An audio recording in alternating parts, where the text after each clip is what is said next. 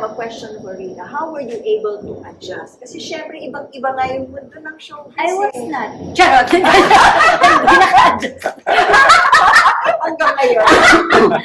Hindi, kung totoo, mahirap. Paano ka nag-adjust?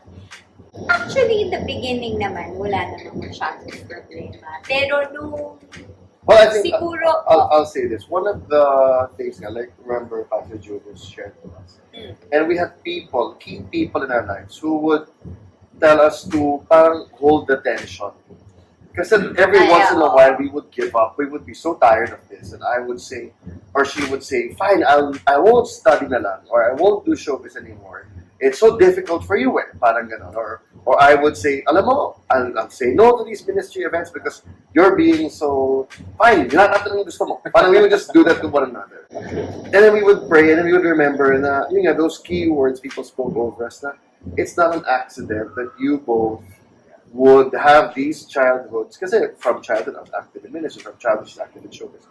Na God is doing something here, and one really encouraging word that we got was stay close. Sabi niya, stay close to the showbiz world. You don't have to be employed, you don't have to work, but don't walk away from those relationships. There are people watching you, he told her, and your life will be a testimony. So whenever she would be like, kasi inaaway ko siya di ba, na stop that, you're so busy, ganun. So fine, ayoko na lang. Ay hindi, Lord, what have I done? Di ba, calling mo to sa kanya. So we have to find a way to manage this. So that developed a strong conviction in both of us na kailangan natin ipaglaban yung calling natin pareho. Now, whatever God's calling us to do, it's Joe and Rika. Na however it looks, it's gonna be a combination of both. yeah, and also I wanted to say na adjusting is never a problem for me. I mean, I'm a middle child. I can always adjust. So, ano gusto niyo lahat? Okay, gagawin ko yun. Sometimes nga to ako.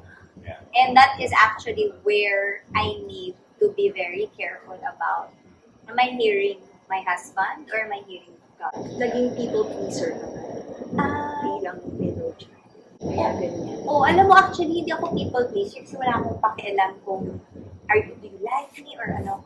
Pero gusto ko mag-serve. Parang feeling ko, basta She's magaang a ang buhay worker. niyo lahat. I'm a worker. Basta magaang buhay niyo lahat. Kung di na ako isipin, gagawin ko yung sa akin.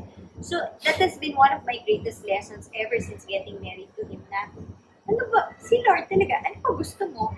Parang ako, hindi ko lagi masabi kasi uunahin ko lagi yung gusto ng iba. And yun nga, to a fault. So, adjusting is never a problem for me.